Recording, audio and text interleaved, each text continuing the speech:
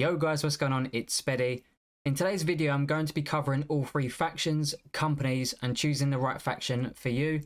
Don't forget to follow my socials in the description down below and follow my Twitch. I will live streaming the launch of New World and would love to see some of you there so we can experience it together. I'll quickly go over each of the three factions and what they represent, starting with the Marauders. The Marauders are more of a military type group who want a free nation where only the strong can create the rules and profit from their strengths. Their faction colour is green, which can represent vigour, health and service. And next we have the Syndicate. Syndicate are more of a secretive organisation in search of forbidden knowledge and intellect or intelligence. Think of them more as the Illuminati of New World. The Syndicate use the colour purple, which can represent honour, wisdom and enlightenment. And finally, the Covenant, and probably the faction with the best backstory in my opinion. This group are more fanatics who want to cleanse the land of heretics. Basically anyone who isn't them. The Covenant use the colour yellow, which can represent cowardice, jealousy and deceit. So now I'll go over faction guilds or companies. Any player can create a company which will be dedicated to your specific faction. So if you're a Marauder and create a company, you can only recruit other Marauders, so no Syndicate or Covenant players can join.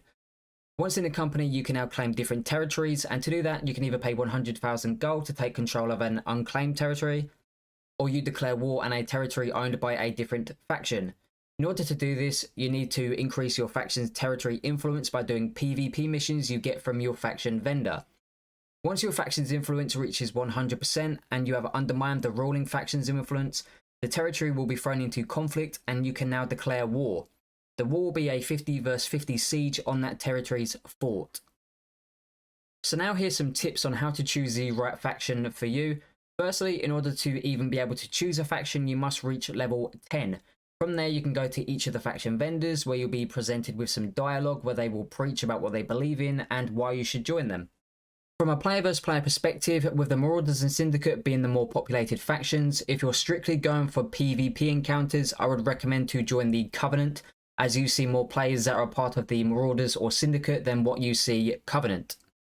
If you want to swap factions, you'll be able to do so, but there's a cooldown of 120 days, and all progress in that faction, meaning your levels and gear, will reset, and you'll have to start again at base level 1 in your new faction.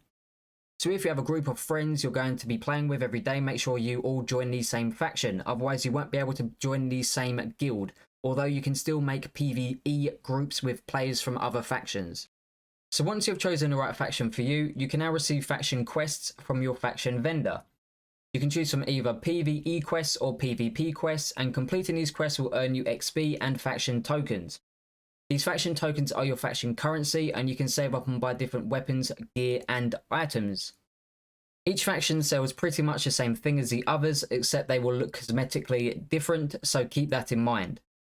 With that being said, once you have chosen a faction and leveled up a decent amount and want to purchase a spear or a great axe or whatever, the perks on each item are different for each faction. Although they have the same gear score, base damage and critical hit chance, they will have different perks. The same applies for faction gear as well. And now on to faction balancing and how Amazon Game Studios could potentially improve the balancing of all three factions. Covenant were clearly the less populated faction, and I think here's why.